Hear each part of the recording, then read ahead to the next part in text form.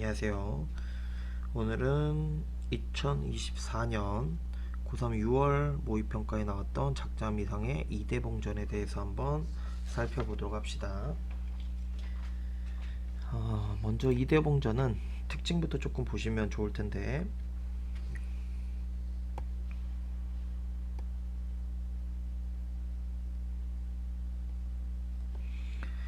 고전소설이고 군담소설, 군담이라는 건 전쟁 화소라는 게 우리가 있을 때, 화소는 모티프예요. 이 전쟁 화소 모티프가 있을 때 우리가 군담 소설이라고 하고, 영웅 소설은 영웅의 일대기가 있을 때야. 그래서 이 작품은 그 두 가지가 다 있는 영웅 군담 소설 또는 군담 영웅 소설이라고 해도 괜찮습니다. 그러면서 주제는 나라를 위기에서 구하는 남녀 주인공의 활약상인데, 약간 이게 밑에서 우리가 조금 살펴볼 내용이 먼저 있어. 뭐냐면, 우선 인물 관계도를 조금 생각을 조금 해보셔야 되는데,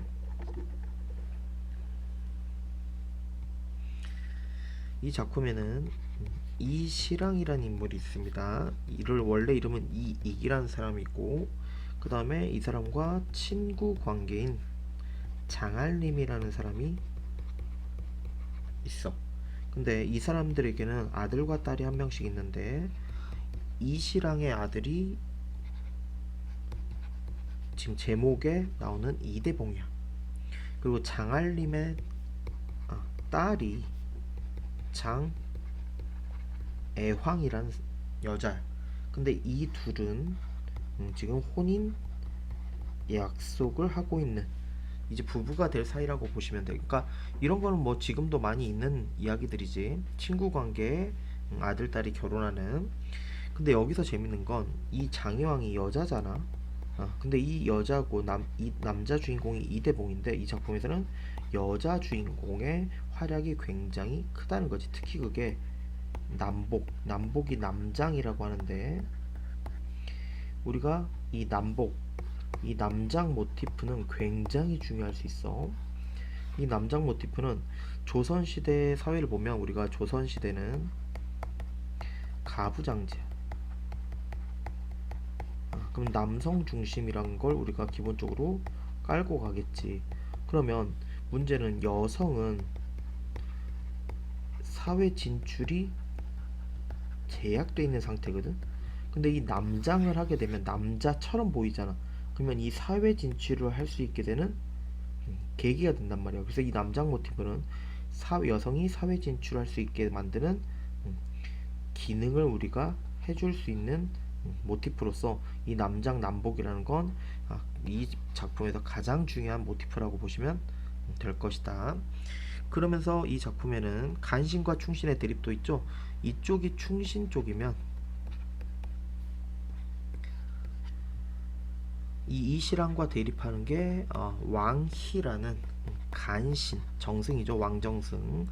이 사람이 나오는. 그래서 결국은 이 간신 때문에 이시랑이나 이런 사람들이 핍박받게 되고, 그걸 장혜왕과 이대봉이 극복하는 그런 구성으로 되어 있는 작품이라고 보시면 되겠습니다. 그래서 나라의 위기를 구하는 남녀 주인공 장혜왕과 이대봉이다 라고 우리가 생각하시면 되겠네.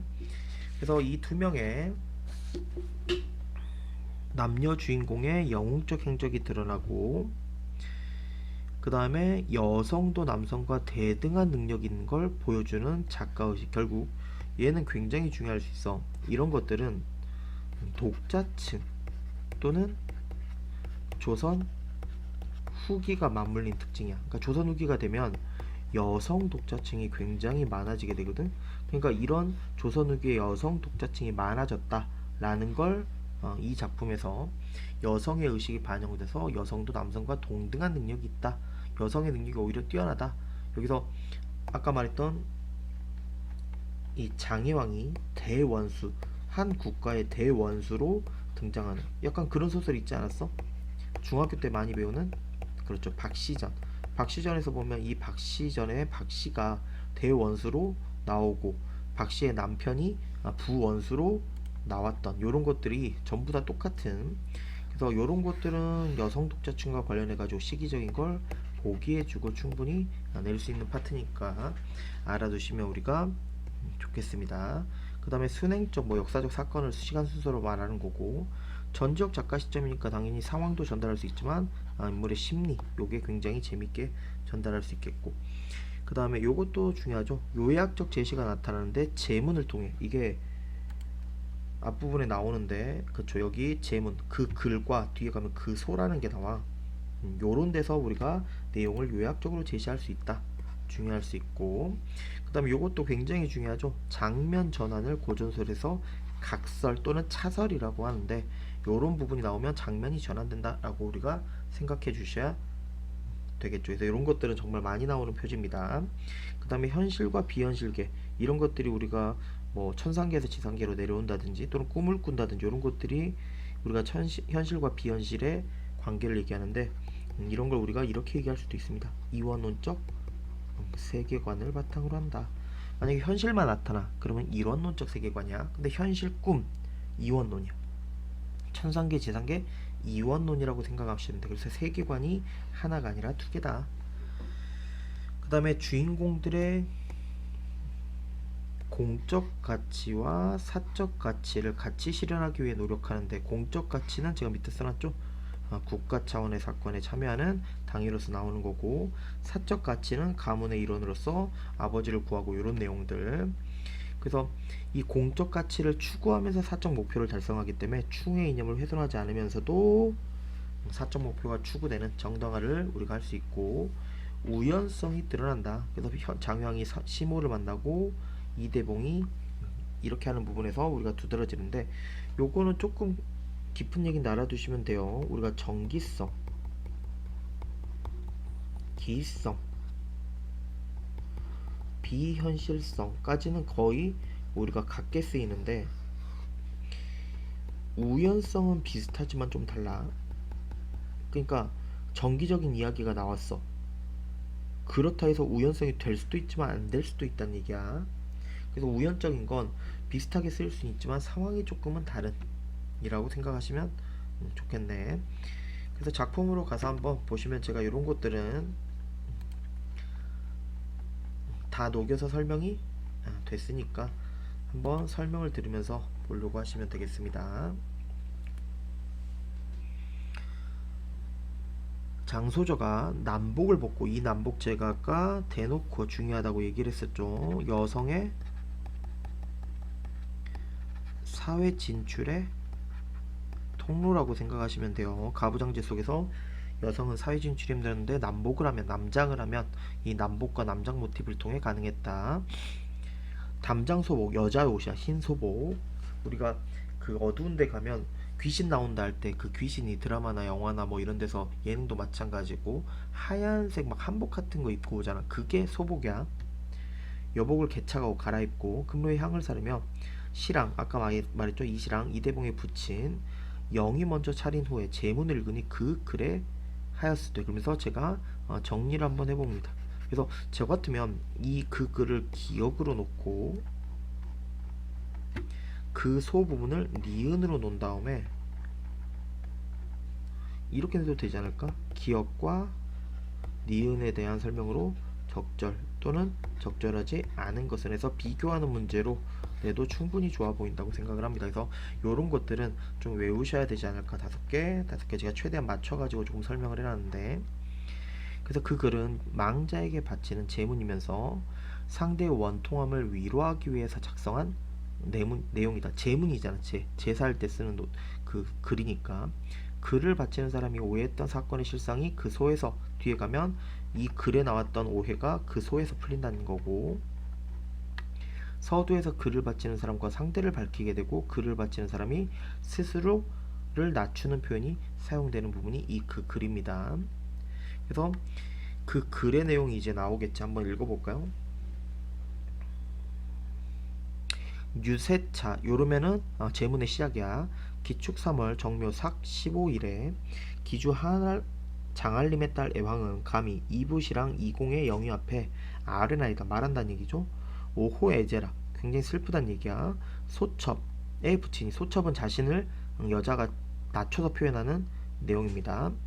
그러니까 이 부분 여기 나오죠. 소첩이 글을 바치는, 스스로 낮추는, 요게 소첩에서 나온 거야. 대인과 대인은 큰 사람이니까 누구 얘기하는 거야? 어, 이시랑을 얘기하는 거지. 사람이 깁싸우더니 그 후에 대인은 귀자를 두시고 누구야? 이대봉을 얘기하는 거지. 부친은 소첩 자기를 얻으셨으니 피자의 동년 동일생이라. 부친이 신기한 꿈을 꾸고는 대인과 진진지연을 깊이 맺었더니 슬프다. 양가 시온이 불리하여 대인은 간신 아까 왕이었죠. 모해를 입어 외딴 섬에 유배를 가시고 부친은 대인의 억울함과 소첩의 앞길이 그릇됨을 원통이 여겨 걱정과 분노가 병이 되어 중도의 세상을 버리시니. 그러니까 장알림은 죽었다는 걸 지금 알 수 있지. 근데 이걸 읽을 때 조심하셔야 돼. 뭔가 오해가 지금 나와야 돼. 그리고 그게 소에서 풀리게 되는, 저기서 오해하고 여기서 풀리는 내용이 나오는 겁니다. 그게 지금 여기서 찾아야 되는 내용이야. 모친 또한 부친의 뒤를 따라 별세하시니 모친도 죽고 장알림도 죽었다는 얘기지. 외롭고 연약한 소첨은 의지할 곳이 없더라. 간적 왕이가 첩의 고독함을 엽신여 혼인을 강제하옵기로 변복 남장을 했다는 얘기야. 도주하였다가 남자로 행사의 용문에 올라 남적을 멸하고 지금 사회 진출한 거지. 대공을 이루면 적자 왕위를 없이 하여 원통함을 풀고 대인과 공자를 찾아 혼약을 이루기 위함이었는데 사신의 말을 들으니 대인 부자가 형적이 없다니 반드시 수중 고혼이 되신지라. 지금 이게 봐봐, 이게 오호야. 수중 고혼이라는 건 죽었을 거라. 수중 물속에서 혼이 됐다는 얘기거든. 그러니까 물에 빠져서 이시랑과 이대봉이 죽었을 거다. 이게 지금 오해야. 근데 뒤에 오해가 풀리는 거지. 이에 한 잔 술을 바치옵나니. 원래 제사 지낼 때 술 바치잖아. 삼가 바라건대 존령은 흠양하옵소서 하였더라. 그러니까 지금 남편이 될 사람과 그 아버지였기 때문에 높이면서 지금 제사를 보내고 자신은 낮추는 표현들을 쓰고 있는 게 이 그 글의 핵심입니다. 시험 내기 굉장히 괜찮겠지. 각설, 각설이 가장 대표적인 건 차설 이렇게 나올 수도 있는데 장면이 바뀌는 거야. 그러니까 위에서는 제사 지내는 장면이었다면 다른 장면이라는 거지. 이 공자 대봉이 부친을 모시고 용궁을 떠나. 지금 봐봐, 용궁 갈 수 있습니까? 이런 게 정기성 비현실성이지. 여러 날 만에 황성. 그래서 이 작품에서 제가 녹색으로 장소들을 조금 표시했거든요. 그래서 보시면 요런 장소들의 기능도 기억, 니은, 디귿, 리을, 미음. 그래서 이런 것들도 기억에서 미음에 대한 설명으로 내기가 괜찮은 거지. 황성에 올라 머물 곳을 정한 후에 흉노의 머리를 벤 것을 봉하여 성상 황제겠죠. 황조에게 올릴세 상소를 지어 전후사연을 주달하였거든. 상소라는 건 임금님께 바치는 글이야. 이때 성상이 이시랑 부자의 생사를 알지 못하시고 장소자 앞길을 애련히 여기서 마음을 잊지 못하시더니. 이런 부분에서 임금 황제의 태도가 지금 드러나죠. 또 장소저의 상표가 이르렀거늘. 상이 상 임금이야. 방기사 급히 열어보시니 왈 가로되 말하되. 신첩 장희왕은 요게 지금 뭐야? 상소. 아까 위에서 상소를 지금 우리가 내용이라고 보시면 돼요. 일장 표를 용탑 하에 올리나이다. 신첩이 성상에 큰 은혜를 받았다는 얘기죠. 바닷가에서 제의를 올려 고혼. 아까 위에 오해했던 거 기억나시죠? 죽었다고? 고혼이 되었다, 죽었다고 지금 얘기했던 그런 걸 위로하오나 이승과 저승이 판이하게 달라 영원히 자취가 없사오니 비록 앞에 와서 흠양하온들 어찌 알 리가 있겠습니까? 아득한 경상과 슬픈 마음을 진정하지 못하여 제사를 지내며 통곡하옵더니 천우신조하여 삭발승려를 만나오니 이 곧 시랑 이게 처 양시라. 그러니까 지금 이시랑하고 이대봉은 죽었다고 오해하고 있고 길을 가다가 누굴 만난 거야? 삭발승려를 만났는데 그 사람이 이대봉의 어머니 이시랑의 아내였다는 얘기지. 우연히 그렇게 하늘이 도왔다는 얘기야. 그렇게 만난 건 비록 성혼행례는 아니었사오나 어찌 시어머니와 며느리 사이가 아니리까. 아직 성혼, 그러니까 결혼식을 아직 하지는 못했다는 얘기야. 그치만 어찌 시어머니와 며느리 사이가 아니라고 할 수 있겠는가. 일비 한편으로는 슬프고 일이 한편으로는 기뻐서. 왜? 죽은 건 시아버지랑 남편 될 사람은 죽었고 그건 일비죠. 근데 다행히 시어머니 될 사람은 살아서 만났다. 일이 즐겁게 무궁하오니 이는 다 성상의 넓으신 덕택으로 말미암음이라. 그러니까 이 모든 게 누구의 뜻이란 얘기야? 성상이 큰 덕이 있어서 이게 가능했다. 그러나 왕희 부자는 국가를 혼란스럽게 한 간신이 없고. 왜? 아까 이 왕희가 이 신랑을 유배 보낸 거잖아.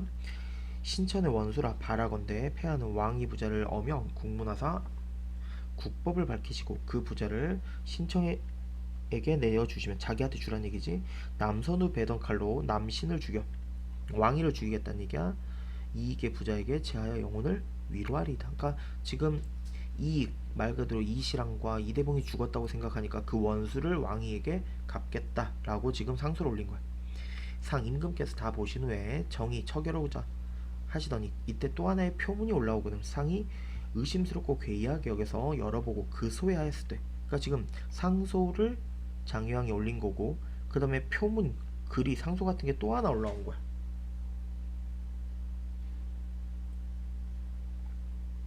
그 내용이 나오겠죠.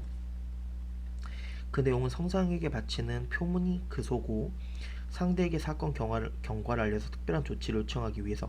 그러니까 지금 뭔가 사건에 대한 얘기를 담고 있는 거고, 그거에 대해서 임금님 어떻게 할까요? 황제 어떻게 할까요? 라고 지금 물어보는 내용이란 얘기야.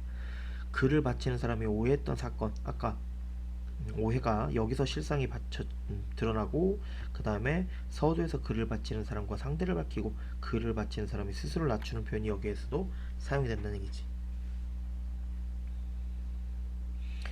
최신 이대봉은 황공한과 두려운 마음으로, 지금 보시면 글을 바치는 사람 이대봉이죠. 그럼 이대봉이 살아있다는 거고, 그게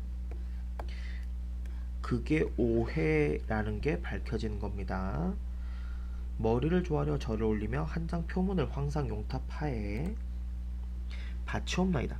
신의 부자가 간신 왕위의 모함을 입었사오나 폐하의 성스러운 덕을 입어서 이 한 목숨 너그러움을 베풀어 해도에 내치신 덕택으로 유배지로 가옵더니 도중을 향하여 배를 타고 대해 중에 행하옵더니 뜻밖의 뱃사람들이 달려들어 아비를 결박하여 물에 던지거늘. 이게 아까 왕이 간신 때문에 죽을 뻔한 상황이야.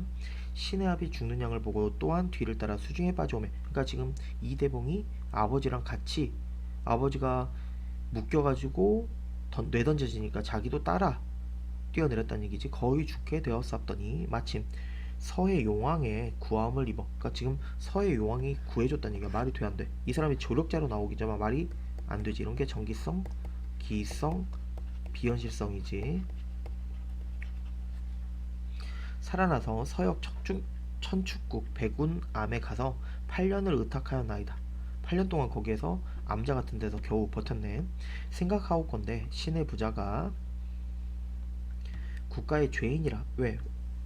어쨌든 아까 뭐 왕이가 간신으로서 이 사람들을 모함했든 어쨌든 자기들이 유배를 가는 상황이었잖아. 그러니까 죄인이란 얘기지. 타처에 오래 있사옴이 옳지 않아 세상에 나와 수중에 빠진 아비 유골이 남아 찾고 고국에 있는 어미를 찾아보고자 하와 중원으로 돌아가. 중원은 약간 이 시대의 속세 같은 거야. 그러니까 지금 황제 있는 이런 속세 같은 것들, 거기로 돌아온 이유를 지금 밝히는 거지.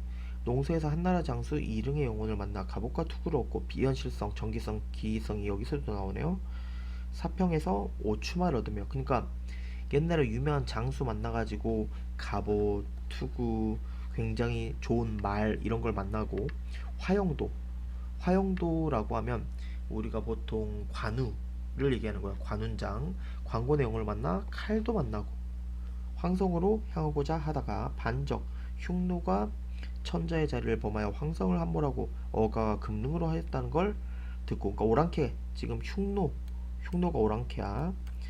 오랑캐가 쳐들어온 걸 듣고 분한 마음을 이기지 못하여 자기가 죄가 있다는 거 무릅쓰고 천리를 달려와 금능에 이르러. 왜? 이 금능이 아까 뭐였어? 성상이 아까 도망간 곳이잖아. 자칭 충의 장군이라고 필마 단창으로 한 필의 말과 창 하나로. 왜? 얘는 지금 벼슬한 상황이 아니잖아. 그러니까 이렇게 얻었던 말과 칼을 들고 적군을 파하고 깼단 얘기지. 적장 묵특남과 동들수를 베어 성상의 급하심을 구하였고, 흉노가 도망가는 것을 따라 서릉도에 들어가 흉노를 베었나이다. 돌아오는 길에 해중에서 풍랑을 만나 나흘 밤낮을 점차 없이 가다가, 천우신조 하옵고 계속 천우신조는 없네. 죽을 뻔하다가 물속에서 성상의 하해지덕으로 큰 덕으로 무인절도에 다다라 바람이 그치오매 그 섬에 올라 죽었던 아비를 만났사오니. 그러니까 이것도 아버지도 죽은 줄 알았는데 8년 전에 물속에서 살아있었다는 거지. 여기 와 있었다는 거지.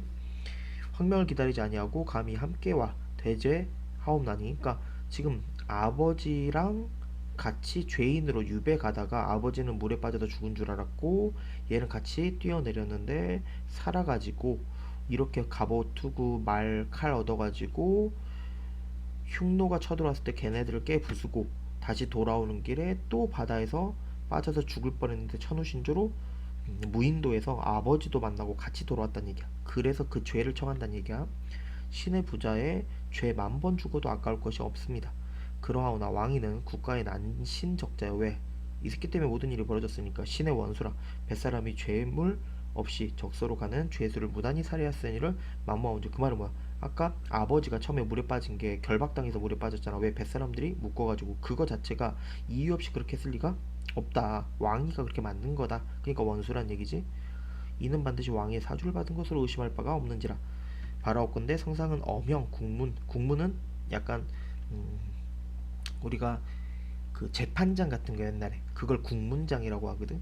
그러니까 재판하고 처벌하는 태형도 치고 목도 치고 그 다음에 그 고문도 하고 이런 자리를 우리가 국문장이라 그래. 왕적을 내어주시고 신의 죄를 다스리옵소서 하였더라. 그래서 우리가 아까 위에 그 제문은 그 글이라는 제문은 장해황이 자신이 남편이 될 이대봉과 그 시아버지가 죽은 줄 알고 제사를 지내면서 황제께 바치는 상소였고, 그때 오해가 뭐야? 이대봉과 이시랑이 죽은 줄 알았다는 거지.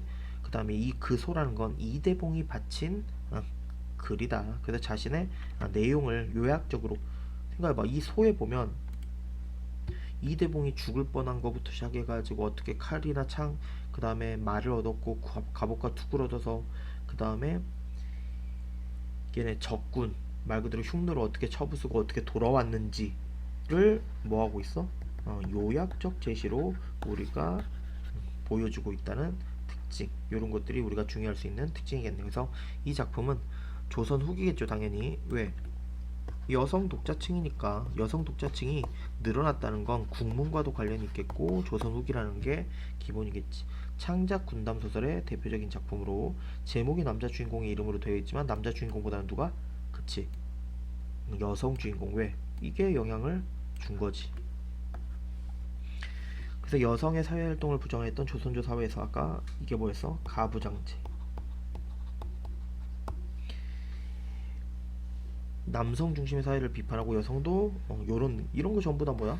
요거 관련이 있다. 그래서 여성의식의 성장, 독자층의 증가, 이런 것들에 관련이 있다고 계속 얘기를 하고 있는 거지. 그래서 요 내용들 우리가 뭐 충분히 살펴본 것 같으니까 한번 내용과 관련해서 보시면 되겠고, 요런 것들은 제가 앞에서 다 내용을 녹여서 다 설명을 했으니까 한번 이런 것들은 말 그대로 밑줄 해놓고 기억 뭐 이런 거 해가지고 미음 해가지고 기억에서 미음에 대한 설명으로 적절한 거 적절하지 않은 걸로 내기가 좋은 부분들이니까 우리가 한번 살펴보시면 충분히 내용 이해에 도움이 될 수 있겠다. 그래서 계보부터 해가지고 내용까지 서술상의 특징까지 다 한번 살펴봤다고 보시면 되겠습니다. 소설은 내용 스토리만 알아도 뭐 크게 어려움이 없을 테니까 요 그 글과 남복, 그 다음에 각설, 그 다음에 이 그 소, 그 다음에 여성 독자층과 여성의식의 성장, 요약적 제시, 장소의 이동, 정기성, 기성, 요 정도 안에서 시험은 무조건 나올 거라고 예상이 되네요. 한번 정리 잘 해주시면 되겠습니다.